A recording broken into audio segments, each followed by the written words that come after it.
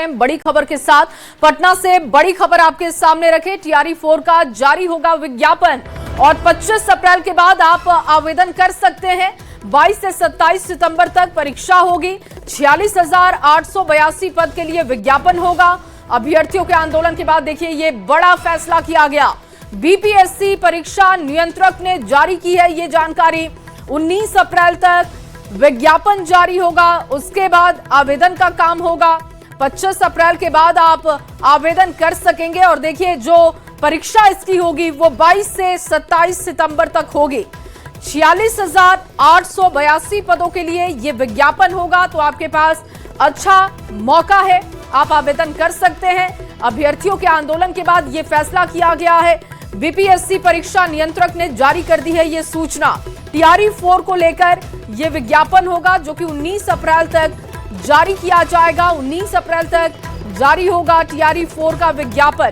25 अप्रैल के बाद आप आवेदन कर सकते हैं और इसके बाद आपको जानकारी दे दें कि 22 से 27 सितंबर तक परीक्षा इसकी होगी।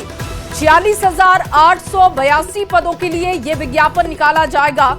19 अप्रैल के बाद यह विज्ञापन निकलेगा, इसके बाद आपके पास आवेदन का मौका होगा। 25 अप्रैल के बाद आप आवेदन कर सकेंगे।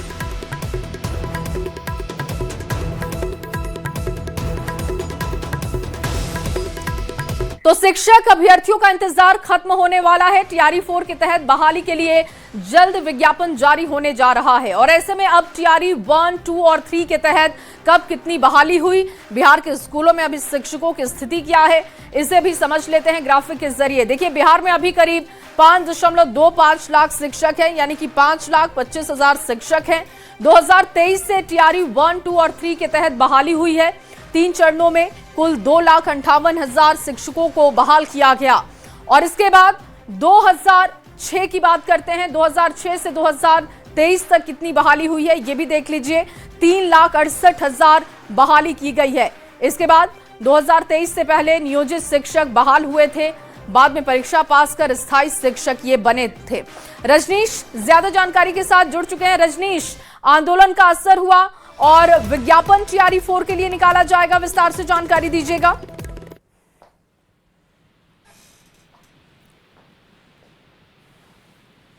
रजनीश, आपको आवाज मिल पा रही है? तो देखिए 22 से 27 सितंबर तक परीक्षा होने वाली है और 19 अप्रैल के बाद विज्ञापन निकलेगा। 46,882 पदों के लिए यह विज्ञापन होगा और 25 अप्रैल के बाद से आवेदन किया जा सकेगा। ये बड़ी खबर टीआरई 4 के अभ्यर्थियों के लिए है। टीआरई 4 का जारी होगा विज्ञापन और 19 अप्रैल तक जारी विज्ञापन हो जाएगा। तो आपको इंतजार था, तो अब आपका इंतजार खत्म होने वाला है और 25 अप्रैल के बाद आप आवेदन इसके लिए कर सकते हैं। 22 से 27 सितंबर तक टीआरई 4 की परीक्षा होगी। रजनीश एक बार फिर से ज्यादा जानकारी के साथ जुड़ चुके हैं। रजनीश, 46,882 पदों के लिए विज्ञापन निकलेगा और कह सकते हैं कि आंदोलन का असर हुआ है।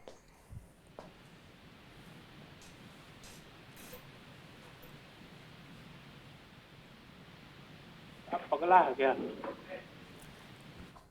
तो देखिए कनेक्ट नहीं हो पा रहा है। रजनीश से एक बार फिर से कनेक्ट करने की कोशिश करेंगे। फिलहाल आपके सामने लगातार ये बड़ी खबर रख रहे हैं कि 22 से 27 सितंबर तक परीक्षा होने वाली है। टीआरई 4 को लेकर ये जानकारी आपको दे रहे हैं। 46,882 पदों के लिए विज्ञापन निकाला जाएगा।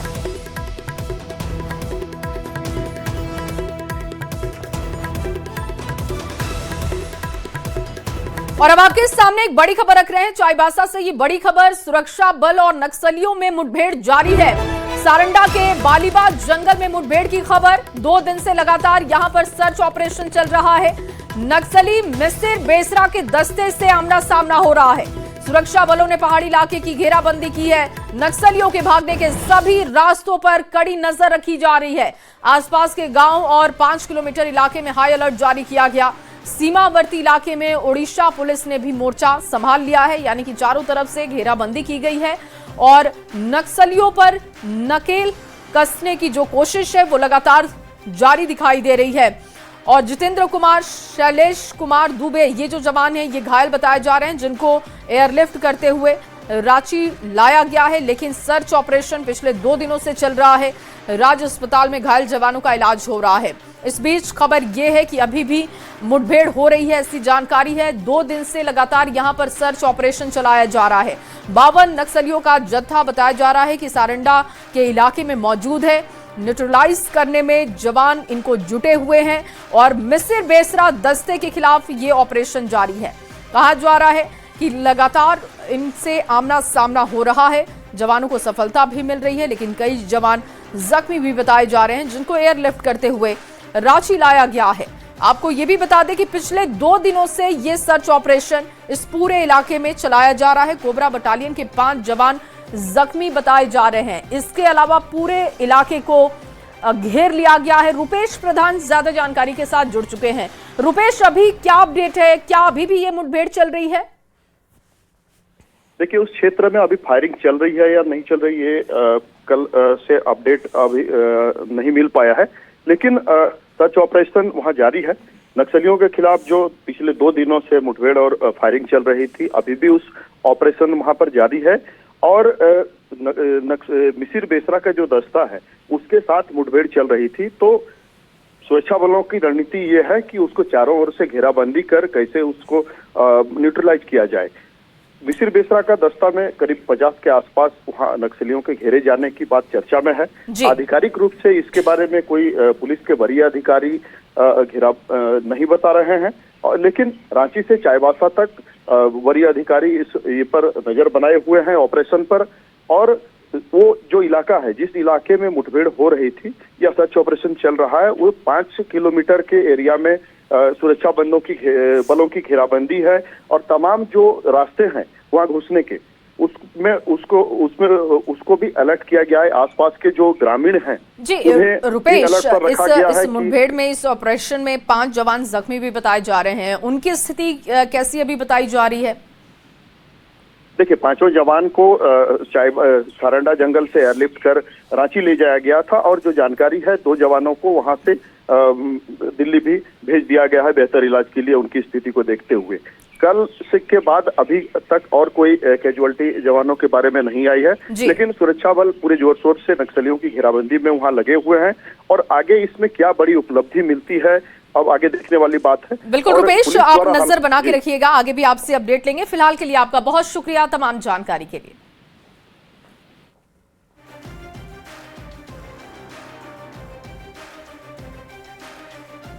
और वैशाली से खबर, जहां वैशाली के बेलसर थाना क्षेत्र के मृषौलिया गांव से बेल तोड़ने पर एक 12 साल के छात्र की बर्बरता से पिटाई की गई। दरअसल रेहान अली ने गांव के ही प्रेम मिश्रा के बेल की पेड़ से बेल तोड़ने की कोशिश हुई। आरोप है कि प्रेम मिश्रा और सनी मिश्रा ने मिलकर पहले बच्चे को पकड़ा, फिर एक छड़ी लाई गई और दूसरे ने बच्चे को पकड़ा, उसकी जमकर पिटाई की गई। पुलिस ने मामले में कार्रवाई करते हुए एक आरोपी प्रेम मिश्रा को गिरफ्तार किया, जबकि दूसरा आरोपी सनी मिश्रा फरार बताया जा रहा है। बच्चे की बेरहमी से पिटाई की गई है, बच्चे के साथ हैवानियत की गई। महज बेल तोड़ने के मामले पर बच्चे को पीट दिया गया। 12 साल के बच्चे की बेरहमी से पिटाई की गई है। इस मामले में एक आरोपी को गिरफ्तार किया गया है, दूसरा फरार बताया जा रहा है। और फरार आरोपी के लिए लगातार तलाशी अभियान पुलिस की टीम चला रही है। 12 साल के बच्चे को पीटा गया है। ये तस्वीरें आप देख रहे हैं। देखिए किस तरीके से बच्चे को मारा गया है। उसके पीठ पर आप जख्म के निशान देख रहे हैं। बच्चे की पीठ पर पिटाई के निशान साफ बता रहे हैं कि उसके साथ कितनी हैवानियत की गई। कल ढेपा चला दिए थे बेल के पेड़ पर।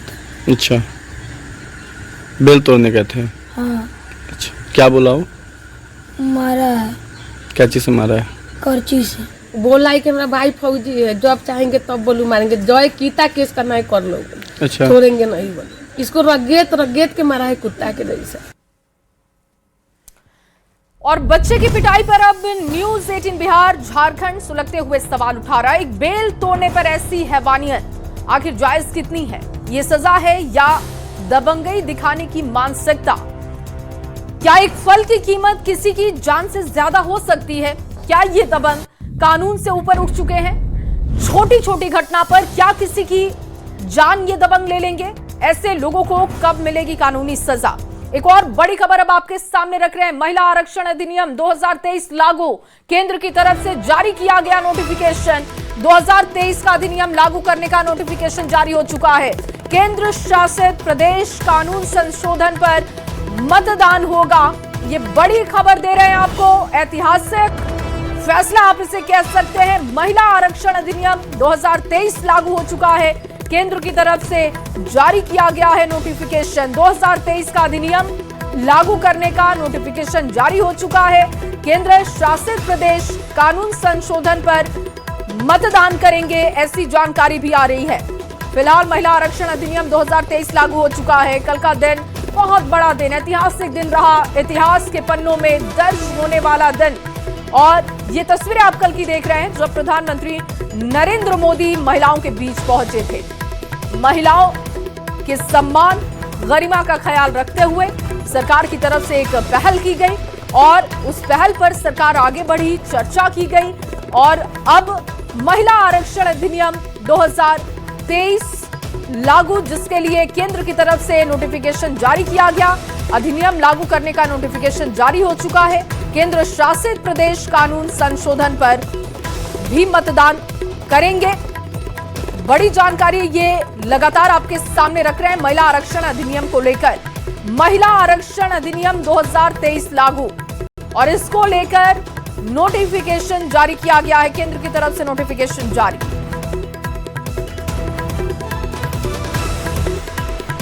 और इधर प्रधानमंत्री नरेंद्र मोदी ने सोशल मीडिया एक्स पर पोस्ट किया है, जिसमें उन्होंने महिला आरक्षण बिल को लेकर नारी शक्ति को नमन किया। प्रधानमंत्री मोदी ने लिखा कि हमारी नारी शक्ति सशक्त भारत की पहचान है।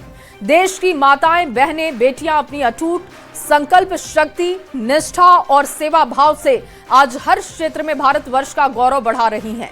पीएम मोदी ने इस पोस्ट के साथ ही संस्कृत का एक श्लोक भी पोस्ट किया है। ये प्रधानमंत्री का आपको पोस्ट दिखा रहे हैं। प्रधानमंत्री नरेंद्र मोदी ने नारी शक्ति को नमन किया है। और वहीं महिला आरक्षण पर आज भी चर्चा होने वाली है। लोकसभा में आज दूसरे दिन की चर्चा होगी। गृह मंत्री अमित शाह देंगे जवाब। आज शाम को तीनों बिल पर वोटिंग है। देर रात तक लोकसभा में बहस चली क्योंकि 18 घंटे की चर्चा होनी थी। पक्ष विपक्ष सभी ने अपनी बातें रखी हैं। महिला आरक्षण परिसीमन से जुड़े हैं 3 बिल। लोकसभा में आज दूसरे दिन चर्चा। बड़ी जानकारी आपको दे रहे हैं। गृह मंत्री अमित शाह इस पर जवाब देंगे। कल प्रधानमंत्री ने भी अपनी बात रखी थी। देखिए, विपक्ष की तरफ से प्रियंका गांधी ने भी अपनी बात रखी थी। सभी ने इसका स्वागत किया है, कुछ ने इसकी खामियां भी बताई, लेकिन अभी एकजुटता दिखाई दे रही है। नारी शक्ति वंदन अधिनियम, जिसको लेकर आज भी चर्चा की जाएगी। और आपको बता दें कि लोकसभा में आज दूसरे दिन की ये चर्चा होगी। इसके साथ ही 2 और बिल हैं। गृह मंत्री अमित शाह इस पर जवाब भी आज देंगे। और चलिए आगे बढ़ते हुए आपके सामने एक और जानकारी रखते हैं। नारी शक्ति वंदन अधिनियम के समर्थन में आज सुबह सुबह एक विशेष रैली निकाली गई है। दीघा गोलंबर से जेपी सेतु तक निकाली गई इस रैली को मुख्यमंत्री सम्राट चौधरी ने हरी झंडी दिखाई। नारी सशक्तिकरण की दिशा में सरकार के बढ़ते कदम की तारीफ की। सम्राट चौधरी ने इसे ऐतिहासिक बताया है। नारी शक्ति फॉर विकसित भारत इस रैली की थीम रखी गई थी, जिसमें पूर्व मंत्री श्रेयसी सिंह, पटना की मेयर सीता साहू सहित कई प्रमुख हस्तियां, हजारों की संख्या में अन्य महिलाएं भी शामिल हुई। और आज के दिन इतिहास बनने वाला है। इस देश में आजादी के बाद यदि महिलाओं के लिए सबसे ज्यादा ताकत देने वाला बिल यदि आज लोकसभा से पारित होगा तो वो आज का दिन 17 अप्रैल इस देश के महिलाओं के क्रांतिकारी दिन होंगे, जिस दिन 543 से बढ़कर 816 सीट लोकसभा में होंगे। उसमें से 1/3 सिर्फ और सिर्फ महिलाएं चुनाव जीतकर देश में राज करने का काम करेंगी। और चलिए आपके सामने बिहार की सियासत से जुड़ी एक बड़ी खबर रखते हैं। जेडीयू में राजनीतिक हलचल तेज है। सूत्रों के हवाले से बड़ी खबर अब आपके सामने रख रहे हैं। 28 अप्रैल को जेडीयू की अहम बैठक होने वाली है। जेडीयू राज्य परिषद की अहम बैठक 29 अप्रैल को राष्ट्रीय परिषद की बैठक होगी। संगठन को लेकर बड़ा फैसला होगा। नीतीश कुमार भी बैठक में शामिल होंगे। जेडीयू राज्य परिषद की अहम बैठक, आनंद अमृतराज ज्यादा जानकारी के साथ जुड़ चुके हैं। आनंद, जेडीयू की बैठक को लेकर क्या जानकारी है, विस्तार से बताइएगा। देखिए, निश्चित तौर पे जेडीयू में राजनीतिक हलचल तेज हो गई है और 20 तारीख को मैं बता दूं तो 20 तारीख को जेडीयू विधायक दल की बैठक बुलाई गई है जो सातपुरा रोड में होगा, जहां पे नीतीश कुमार का आवास है और जिसमें जेडीयू के तमाम जो विधायक हैं वो पहुंचेंगे और आने वाले समय में और आगे की रणनीतियां क्या होगी उस पर फैसला होगा। साथ ही जेडीयू विधायक दल का नेता कौन होगा उस पर फैसला होगा। साथ में निशांत कुमार को लेकर भी महत्वपूर्ण चर्चा होने की संभावना है। उसके अलावा जो राज्य परिषद की बैठक होती है जो बेहद महत्वपूर्ण होता है, जो राज्य के जो संगठन के जो लोग होंगे किन किन को जगह मिलेगा उस पर लेकर महत्वपूर्ण फैसला होता है। तो वो 28 तारीख को जो सूत्रों के हवाले से जो जानकारी मिल रही है कि 28 अप्रैल को राज्य परिषद की बैठक होगी और 29 तारीख को राष्ट्रीय परिषद की बैठक होगी और दोनों बैठक जेडीयू दफ्तर में कर्पूरी सभागार में होगा। 29 तारीख को होने वाले राष्ट्रीय परिषद की बैठक में मुख्यमंत्री जेडीयू के राष्ट्रीय अध्यक्ष नीतीश कुमार भी शामिल होंगे।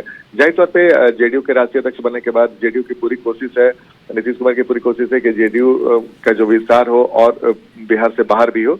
जाहिर तौर पे उसमें राष्ट्रीय परिषद में किन किन को जगह मिलनी है, परिषद के कौन कौन सदस्य होंगे, राष्ट्रीय कार्यकारिणी। ठीक है आनंद, बने रहिए आप हमारे साथ। एक और बड़ी खबर आ रही है, अपने दर्शकों के सामने ये बड़ी खबर रख देते हैं। जेडीयू की बैठक को लेकर ये खबर, 20 अप्रैल को जेडीयू की अहम बैठक, 20 अप्रैल को जेडीयू विधायक दल की बैठक होगी। 7 सर्कुलर रोड में होगी जेडीयू की बैठक।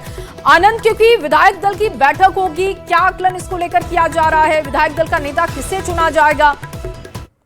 देखिए, अब ये फैसला बेहद महत्वपूर्ण है। जिसे भी जिम्मेवारी मिलेगी वो पार्टी के प्रभावी नेता हो सकते हैं और जाहिर तौर पे जेडीयू आगे उनके नेतृत्व में कैसे बढ़े ये भी तय किया जाएगा। तो जाहिर तौर पे उस बात पर निगाहें टिकी रहेंगी। चूंकि नीतीश कुमार अब मुख्यमंत्री नहीं रहे और जेडीयू के राष्ट्रीय अध्यक्ष के तौर पे पार्टी को आगे बढ़ाएंगे और प्रदेश अध्यक्ष के तौर पे उमेश कुशवाहा को जिम्मेदारी दी गई है। तो जाहिर तौर पे विधायक दल का नेता कौन होगा उसके ऊपर भी पार्टी को आगे बढ़ाने में महत्वपूर्ण उसकी भूमिका होगी। तो जाहिर तौर पे बैठक बेहद महत्वपूर्ण हो जाता है और 20 तारीख को 7 सर्कुलर रोड जो नीतीश कुमार का नया आवास है उसमें बैठक होगी और बताया जा रहा है कि निशांत कुमार को लेकर भी उसमें चर्चा होगी। और खबर ये भी मिल रही है कि निशांत पश्चिम चंपारण से एक बार फिर से यात्रा पर निकलने वाले हैं, जिनकी रूपरेखा तैयार की जा रही है और आने वाले समय में उसके तारीख को भी तय कर दिया जाएगा। निशांत भी इस बात को लेकर तैयार हो गए हैं कि अब वो यात्रा में निकलने वाला करके उन्होंने साफ साफ इशारा कर दिया था। बहुत शुक्रिया आनंद तमाम जानकारी के लिए। और देखिए, आनंद ने एक बड़ी खबर दी कि बिहार दौरे पर निकलेंगे निशांत कुमार। पश्चिम चंपारण से शुरू करेंगे वो यात्रा, कार्यकर्ताओं से मुलाकात भी करेंगे और जनता से मुलाकात कर आशीर्वाद लेंगे। कार्यक्रम की रूपरेखा बनाई जा रही है। बहुत जल्द निशांत कुमार यात्रा पर निकलने वाले हैं। खबर है कि पश्चिम चंपारण से वो यात्रा शुरू करेंगे। इसके लिए पूरी रूपरेखा तैयार की जाएगी कि किन किन इलाकों में कब कब वो पहुंचेंगे। उनका कार्यक्रम अभी तय होना बाकी है, लेकिन खबर ये सामने आ चुकी है कि वो यात्रा पर निकलेंगे। बहुत जल्द यात्रा पर निकलने वाले हैं, जनता से मुलाकात करते हुए आशीर्वाद लेंगे। और जेल से अपराध पर लगेगा लगाम। बिहार की कई जेलों में एक साथ छापेमारी। आरा, छपरा, मोतिहारी, गोपालगंज, जमुई जेल में रेड की खबर है। मुजफ्फरपुर, सीतामढ़ी, सिवान जेल में भी छापेमारी की खबर। जिलों के डीएम एसपी के नेतृत्व में बड़ी छापेमारी दिखी। जेलों के सभी वार्डों की तलाशी हुई है। सुबह सुबह जेल में रेड से कैदियों में हड़कंप की स्थिति भी बनी। जेलर को जेल मैनुअल के सख्त पालन के निर्देश है। दूसरे जेल में शिफ्ट हो सकते हैं कुख्यात अपराधी, ऐसी भी खबर है। जेल में बंद अपराधियों पर प्रशासन की पैनी निगाहें हैं और ये 3 तस्वीरें आपको दिखा रहे। देखिए, गोपालगंज, नालंदा, सिवान, जहां पर सुबह सुबह रेड हुई है। अचानक से ऑफिसर्स पहुंचे, पूरी टीम दलबल के साथ पहुंची और जेल से अपराध पर लगाम लगाने की कोशिश है। बिहार की कई जेलों में एक साथ छापेमारी हुई है। गोपालगंज, नालंदा, सिवान, इन तीनों ही जगहों पर सुबह सुबह डीएमएसपी के नेतृत्व में छापेमारी की गई। और एक बड़ी खबर आपके सामने रखने जा रहे हैं हजारीबाग से। ये बड़ी खबर, हेडमास्टर पर छेड़छाड़ का आरोप लगा है। बहेरा मिडिल स्कूल के प्राचार्य पर यह आरोप लगा है। स्कूल के प्रिंसिपल महेंद्र प्रसाद राणा फरार हैं। गिरफ्तारी के लिए पुलिस की छापेमारी जारी। पुलिस ने स्कूल पहुंचकर जांच की है। पीड़ित छात्राओं से जानकारी इस बात की ली गई है। करीब 24 छात्राओं ने गंभीर आरोप लगाए। बाल संरक्षण आयोग के निर्देश पर एफआईआर दर्ज हो चुकी है। जल्द आरोपी की गिरफ्तारी की जाएगी। पूरे मामले की जांच में पुलिस जुटी हुई है। एसडीपीओ की तरफ से यह बयान दिया गया है कि इस मामले में कार्रवाई आगे बढ़ाई जा रही है और आरोपी की जल्द गिरफ्तारी की जाएगी। प्रिंसिपल पर छेड़खानी के आरोप लगे हैं, गंभीर आरोप कई बच्चियों की तरफ से लगाए गए हैं, जिसके बाद कार्रवाई आगे बढ़ाई जा रही है। गई तो मुझे लगा सिर्फ 2 लड़कियों का मामला है, लेकिन सर मैं जब गई तो वहां पे 20 से 25 लड़कियां जो 8 से 9 साल की है वो भी लिपट के रो के कह रही है, दीदी मेरे साथ भी ऐसा ही होता था, दीदी मेरे साथ भी ऐसा होता था। फिलहाल ये कार्रवाई हो रही है कि अभी एक्शन तो लिया जा रहा है, जिसके अकॉर्डिंग मैं यहाँ तक आई हूँ। FIR दर्ज होने के बाद आज बच्चियों को 3 बच्चियों को यहाँ पे लाया भी गया है, बयान के लिए बयान हो गया है। मेडिकल की जो भी प्रोसेस है वो हो रही है। उसके बाद जितनी भी बच्चियां और भी थी वहाँ पे जितने लोगों का नाम था वो लोगों का भी एक अलग सा आवेदन बन रहा है। उसके बाद यहाँ के जो SDPO सर हैं उन्होंने भी कहा है कि मामला को गंभीरता से लेते हुए हम लोग उसको पकड़ेंगे, लेकिन सूचना ये मिल रही है कि जो प्रिंसिपल है वो अभी कहीं फरार है। सुशांत सोनी ज्यादा जानकारी के साथ जुड़ चुके हैं। सुशांत, कितनी बच्चियों की तरफ से प्रिंसिपल पर ये गंभीर आरोप लगे हैं और प्रिंसिपल को लेकर अभी क्या जानकारी है? गिरफ्तारी करने के लिए कैसे टीमें आगे काम कर रही हैं? देखिए, फिलहाल की अगर बात कर ले तो जो 2 बच्ची के परिजन है उनके द्वारा थाने में आवेदन प्राप्त हुई थी और इसके साथ ही जो है एक स्वयंसेवी संस्था के जो है वो कार्यकर्ताओं के द्वारा आवेदन प्राप्त जो है वो पुलिस को हुई थी और उसी के आधार पर प्राथमिकी दर्ज जो है पुलिस ने की है। फिलहाल की अगर बात कर ले तो जो SDPO है यानी विष्णुगढ़ के जो SDPO बैजनाथ प्रसाद है और अन्य जो पुलिसकर्मी है वो तमाम लोग जो है टीम बनाकर इस पूरे मामले की छानबीन कर रहे हैं। फिलहाल की बात कर ले तो जो प्रिंसिपल है वो फरार बताया जा रहा है, लेकिन जो कार्रवाई है पुलिस की वो बिल्कुल आगे बढ़ती जा रही है, उसकी जो है वो खोजबीन की जा रही है यानी तलाश जारी है। दूसरी तरफ बात कर ले तो जो परिजन है साथ ही आस पड़ोस के जो लोग हैं वो कार्रवाई की मांग करे। कहीं ना कहीं ऐसी जो घृणित घटना देखने को मिला है इसको लेकर लोगों के बीच जो है एक आक्रोश देखना लाजमी है। जी ठीक है, आप बने रहिए हमारे साथ। एक और बड़ी खबर आ रही है अपने दर्शकों के सामने, ये बड़ी जानकारी रखेंगे। ये बड़ी खबर अपने दर्शकों को दे दे किशनगंज से। ये बड़ी खबर, महिला की लाश मिलने पर बवाल मचा। मक्के के खेत में ये लाश पाई गई है। महिला की अर्धनग्न लाश बरामद होने के बाद सनसनी का माहौल बन गया। शव मिलने के बाद सड़क पर बवाल हुआ। किशनगंज ठाकुरगंज मुख्य सड़क जाम किया गया। रेप के बाद हत्या की आशंका जाहिर की जा रही है। हिरासत में एक संदिग्ध को लिया गया है, इससे पूछताछ की जा रही है। महिला की लाश मिली है और अब इस महिला की पहचान करने की कोशिश हो रही है। महिला की अर्धनग्न लाश मिलने के बाद से सनसनी का माहौल बना हुआ है। लोगों ने प्रदर्शन भी शुरू कर दिया है